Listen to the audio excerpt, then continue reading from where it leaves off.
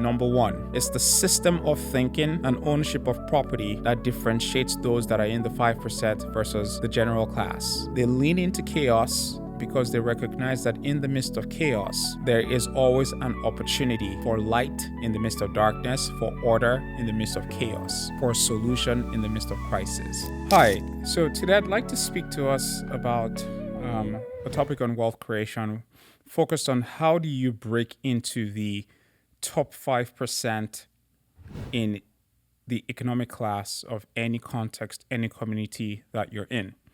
And what I'm about to share with you is something that would definitely require some work.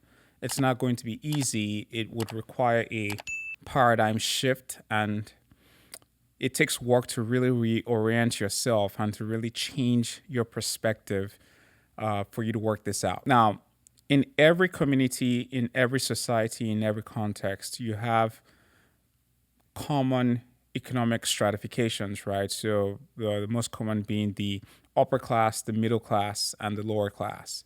And what I want to talk to us today is about what are some of the things that I've learned and I've practiced that differentiate those who are functioning in the top 5% versus the rest of the population. See, there are two primary economic schools of thought that address what the drivers are of wealth creation and economic outcomes are for individuals in that particular context. The first one is that it is environment driven. So if you're in an environment that has resources and infrastructure, that would lead to an outcome such that a person could actually create wealth.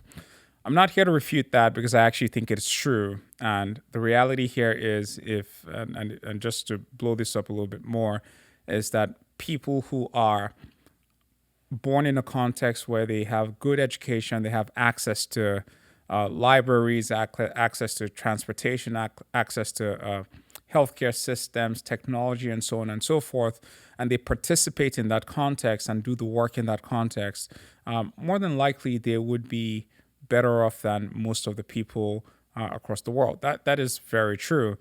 But you see, that school of thought is what's predominant across the middle class in many societies. And that's not to say that you can't break into the 5% if you subscribe to that notion. You can.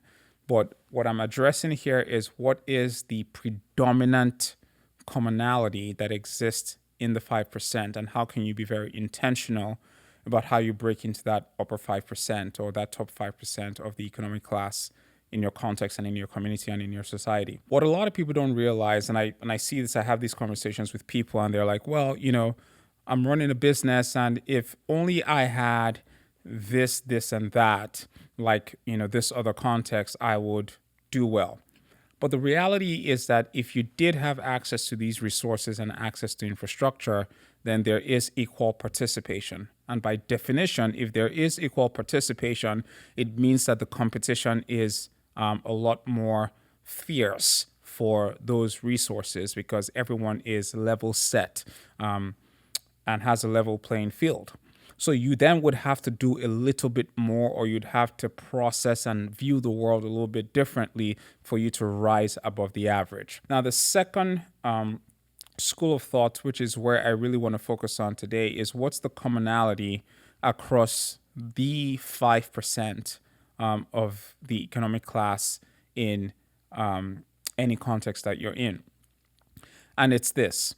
What this school of thought says is that it's a system of thinking that differentiates those people in that particular class. That's number one. So not the environment, but these people think differently. They approach life differently. They approach challenges differently than the rest of the folks that are in that particular context.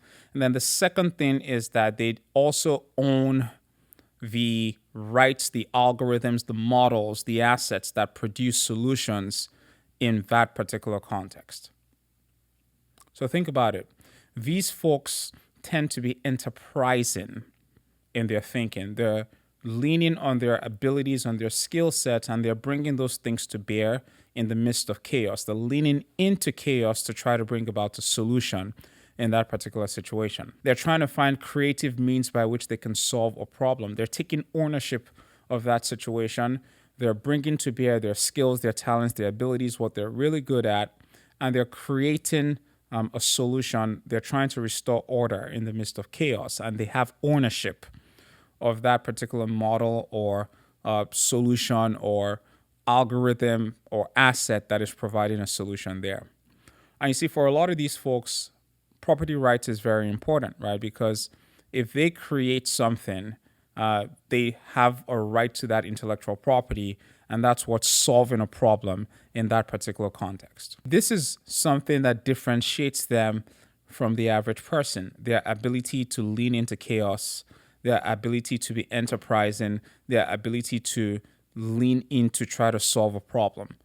The difference here is that the average person, on the other hand, recoils when they see chaos. When they see chaos, what they're thinking about is like, oh my God, that is someone else's problem. That's not my problem. There's no ownership of that situation there. The government has to fix that. Management has to fix that. Somebody else caused that problem and they ought to be the ones that fixes it. I'm not getting paid well enough to be dealing with situations like this. And that's the type of thinking that is predominant across folks who are operating in the average tier of society. And for you to operate at that higher level, you're taking a different perspective. You're saying, you know what, there is a problem here. This is chaotic. This is suboptimal. This is subpar. But I do have something that I can bring to bear. I have something that I can contribute in this particular situation. There's a sense of confidence and knowing that I can fix this. I can bring order into this particular situation.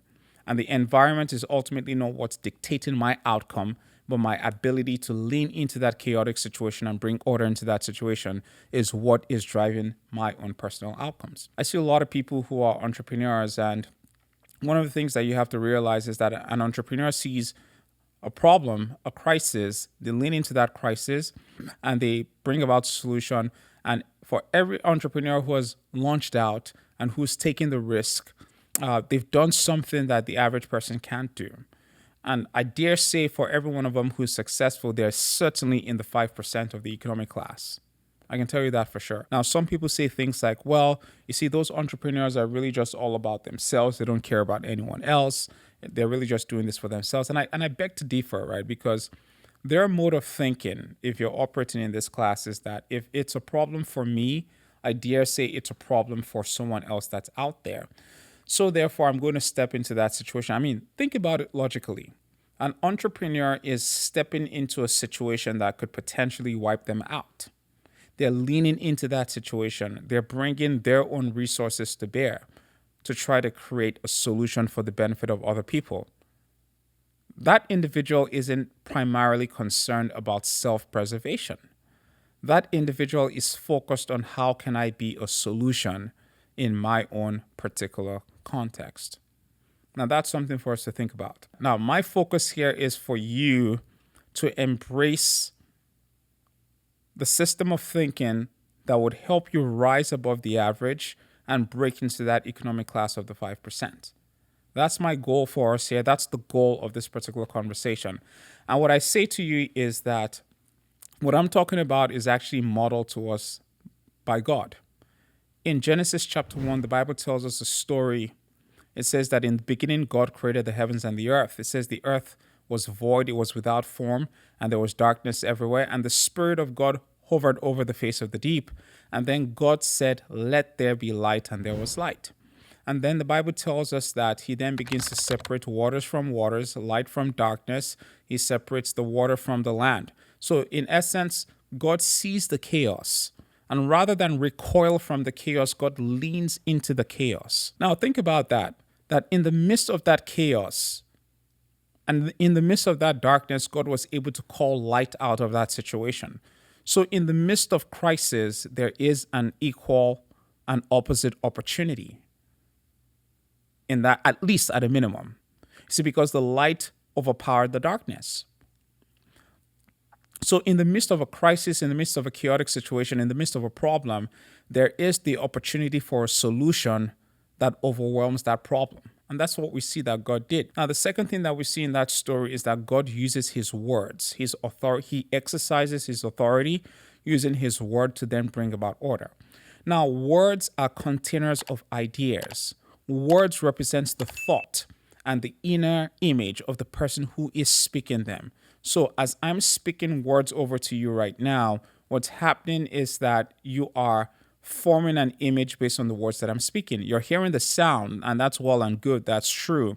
But you're also forming an image based on the words that I'm speaking to you right now. It's configuring something on the inside of you. It's shaping your imagination. And all of that is doing something on the inside of you. So when God sees the disorderliness, he sees that the entire environment was wild and waste. What did he do? He's releasing ideas. He's releasing his words. And then the Spirit of God, who we know, the Bible develops this and portrays the Spirit of God as that creative, life-giving, animating force of God is hovering. So as God is speaking these words, the Spirit of God is then using these words and shaping and giving life to these words in that particular context. Now, what can we learn from that? Because I can tell you that when you see a situation that's chaotic, when you see a situation that's problematic, rather than recoil from that situation, there's something about leaning into that situation and saying, I can provide a solution, because in the midst of that, there is an opportunity within that crisis. There is an opportunity in the midst of chaos. There is an opportunity in the midst of that particular situation that could potentially wipe me out. But I'm not focused on what's wrong in there. I'm focused on the ability to shape and bring order and bring a solution in the midst of that challenge. Now, God is an infinite, omnipotent God. We are finite beings, but we do have something on the inside of us that we can bring to bear. There is a level of creativity that we have that if we exercise that, mixing that with our unique sets of skills and abilities in that particular situation, we can bring a solution and we can take ownership of that situation. We're not staving it away and saying this is somebody else's problem, or saying this is my situation to take care of. This is my situation to fix, as empowered by the Spirit of God that's on the inside of me. I'm telling you, this is exactly how folks who are operating in the highest economic tier of society are thinking. Is how can I be growth-minded? How can I be solution-oriented in the midst of chaos? Leaning into that particular situation, being enterprising in the midst of something that is uncertain. That's what differentiates them. So let's push this a little further. If you keep reading that text, one of the things that we see in there is that God says in Genesis chapter 1, verse 11, that the earth should then provide vegetation that bears fruit, and within the fruit there is seed inside of that fruit, and every seed represents the kind of that fruit and of that tree. And the principle here is this. Now, that's talking about trees, but that is a parallel as you read through the text, right? Because in the midst of darkness, God releases his words, which are like the seed that actually produces light or produces the opportunity in the midst of that crisis situation. He's saying that there is a principle where the vegetation itself can also produce fruit after its own kind. And then he turns to his divine counsel and he says in verse 26, it says, let us make man in our image and after our likeness. And he says, let them have dominion. It says, and then God blessed them, verse 28, and says, be fruitful, multiply, replenish the earth, subdue it, and have dominion. Now, if God is telling them to be fruitful, it means that every single human being carries the potential to produce fruit. Every human being carries a seed on the inside of them that can bear fruit. So the same way God modeled this type of behavior where he was able to shape and order the universe and bring order out of chaos for the benefit of the human beings in this particular context, every human being that has been created in his image and after his likeness also has that same opportunity. Now, God is infinite. We're not infinite. We're finite in nature. God is omnipotent. We're not omnipotent, but we do carry potential on the inside of us. And that potential ought to be what we exercise our dominion, or how we exercise our dominion is through the release of that potential.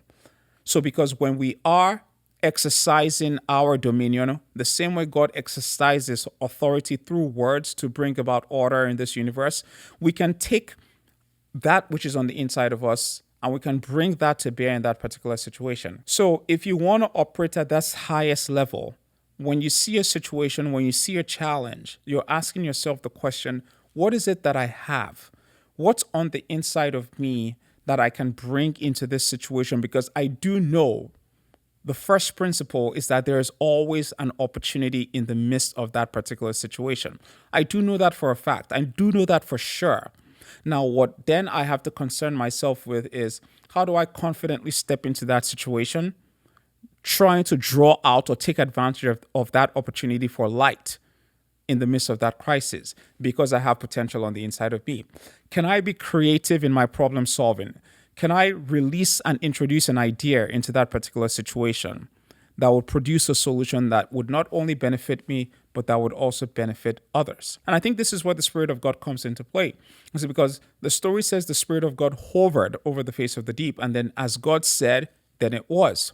And the Bible then further develops this portrait of the Spirit and helps us understand that the Spirit of God represents the wisdom of God. Proverbs chapter 8, it talks about this, how the Spirit of God or the wisdom of God is who and what formed the world and ordered the universe that we're in. It was ordered by his wisdom.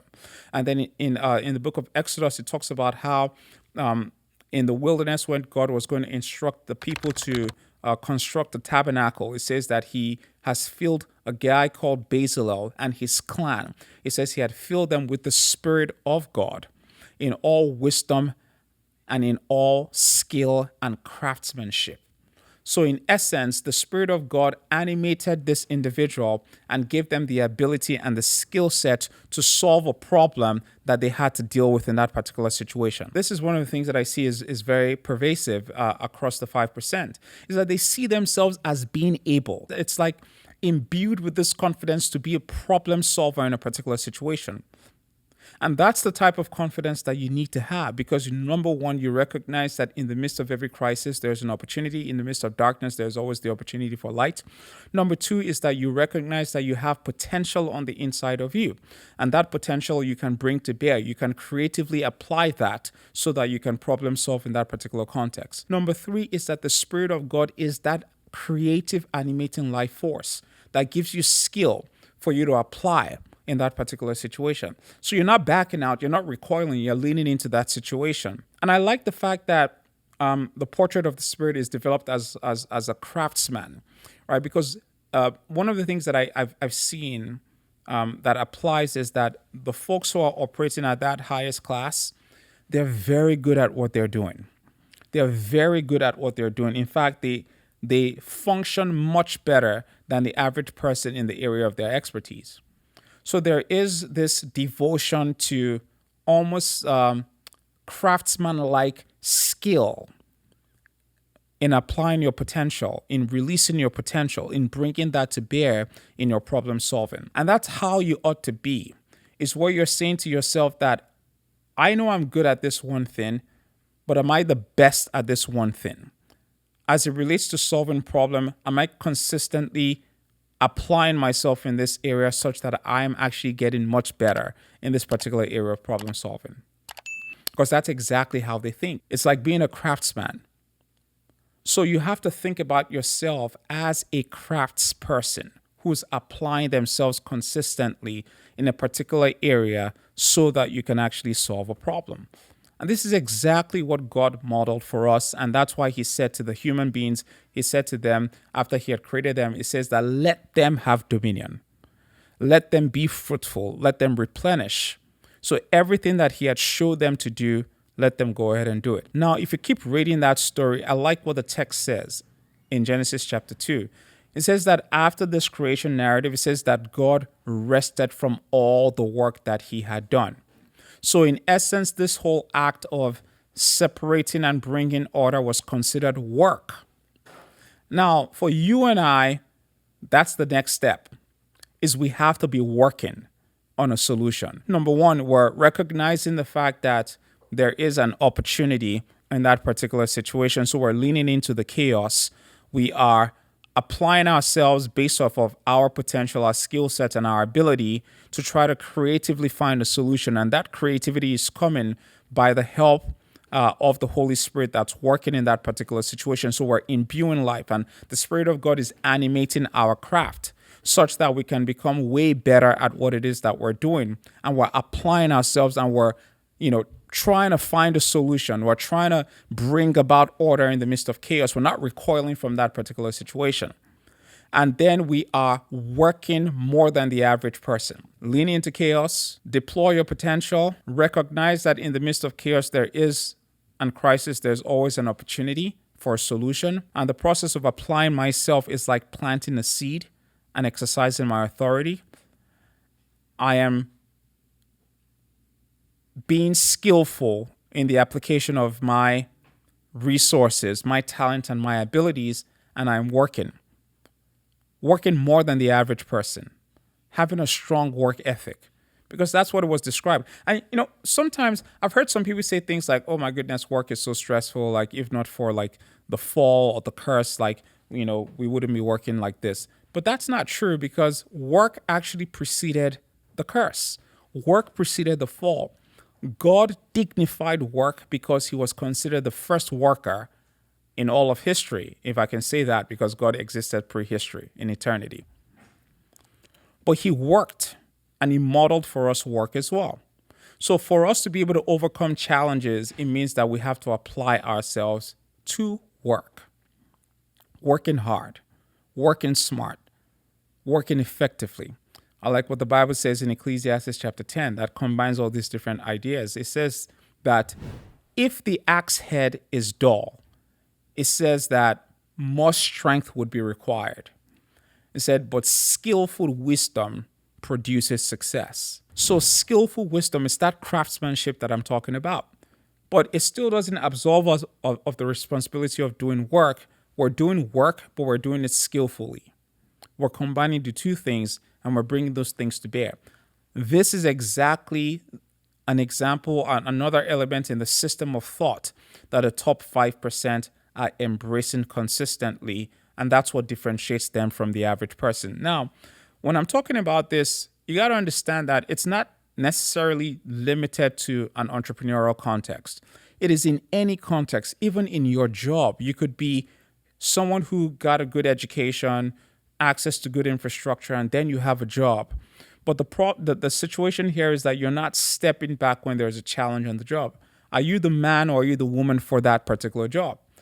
In the midst of problems, are you the person that folks are looking to and saying, you know what, let's talk to this individual because there's a crisis right now. Who's the person that I need to be calling? I want that person to be me. I want to have that reputation. I want to have that brand where people look to me and say, you know what, when there's a problem, let's call Moya because he is definitely someone that can apply his skills, his talents, his abilities. He's gotten so good at something that he's doing. He has a strong work ethic and he's not going to give up until he actually finds a solution in that particular situation. That's the reputation. That's the brand that I want to have.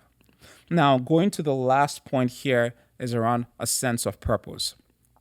Actually, second to the last.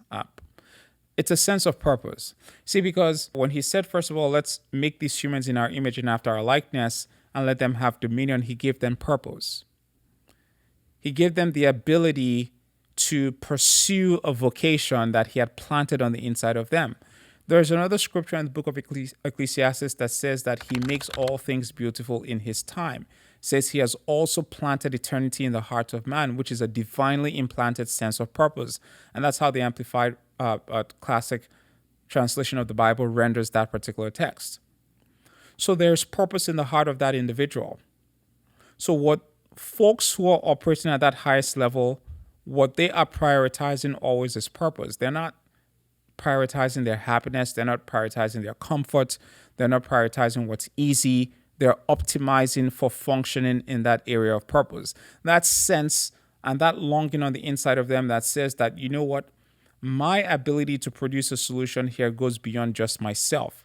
I feel like I'm operating with a sense of a higher calling, and that's why I'm doing what I'm doing.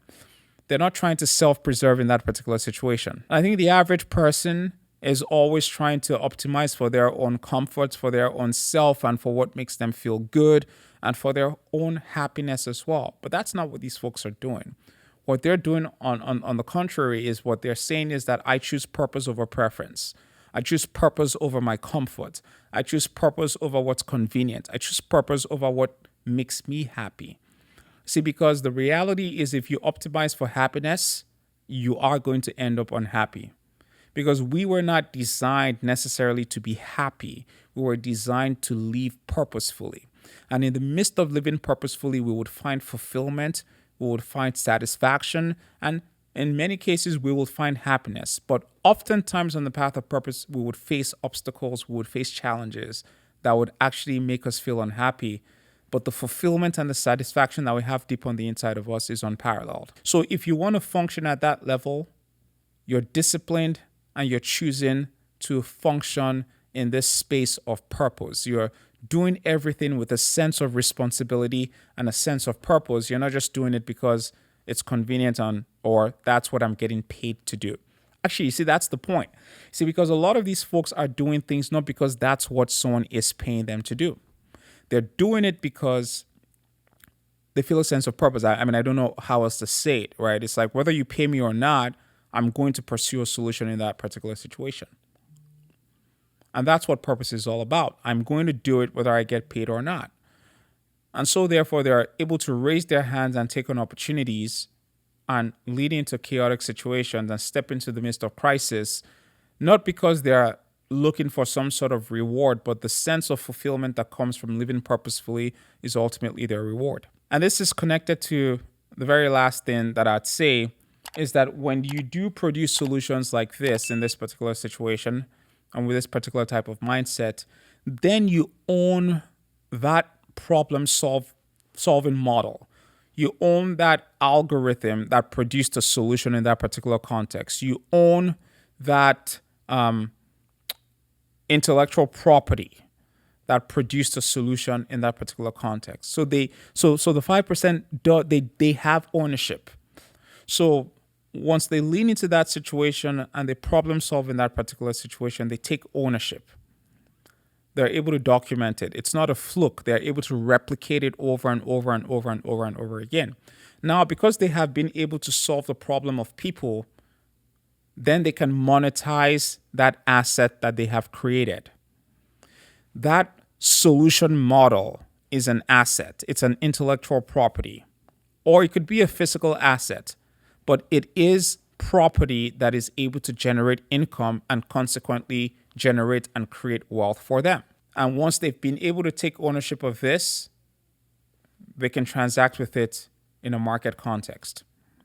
And what a market is all about is that they've created value, they've solved a problem, they've documented their problem-solving approach, they've codified it into some sort of an algorithm or into some sort of patent or into some sort of solution process, and it's valuable.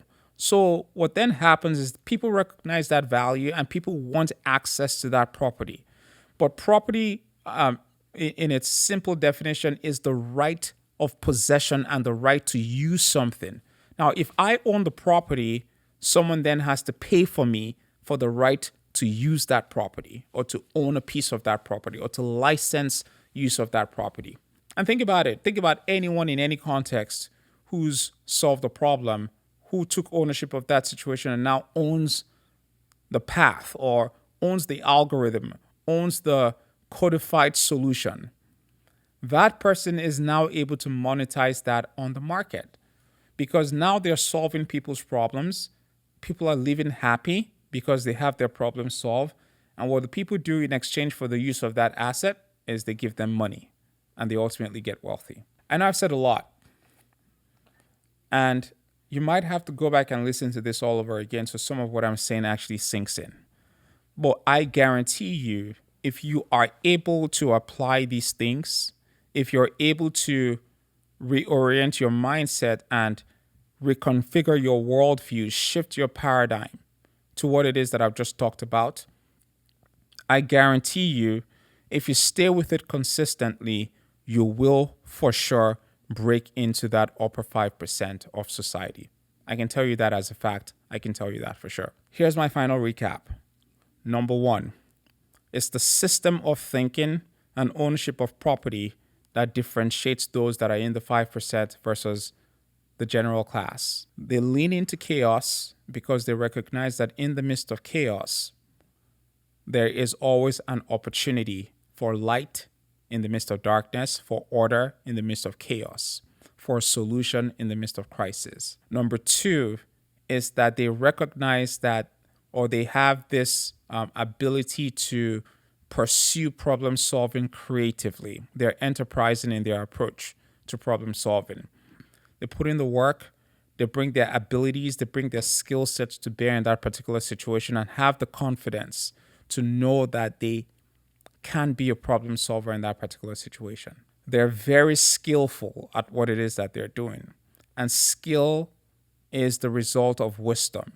So knowledge isn't just enough, but practical application of what you know in problem solving is what wisdom is all about. So they might start with some knowledge and apply that knowledge a little bit, but they continue to refine it, they continue to work it, they continue to improve on it such that they are experts as it relates to that area of talent, giftings, or abilities, and they're bringing that to bear in solving problems. Then they work really hard. If you outwork the average person, for sure, you're going to rise. But you're outworking by solving problems and big problems that exist in society. The average person, so you're just not working for the sake of working. But you're working so hard because you're trying to solve some of the most complex problems that exist in society. They work and operate with a sense of purpose, choosing that sense of vocation, that ownership of the problem and the responsibility that you are able to bring about a solution in the midst of that crisis. That's that sense of purpose, despite the difficulties and the challenges that you might face. So not trying to optimize for what's convenient, not trying to optimize for what makes me happy, but really, really focused on a solution that is beneficial to the greater good. They have ownership of this solution process. They own the assets, they own the intellectual property because they're the ones who've found the answer to that problem.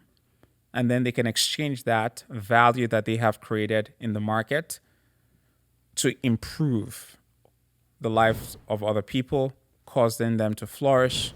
And in exchange, they receive resources that people would happily pay them for because of the value that they have created. Hope you found this helpful. See you again next time.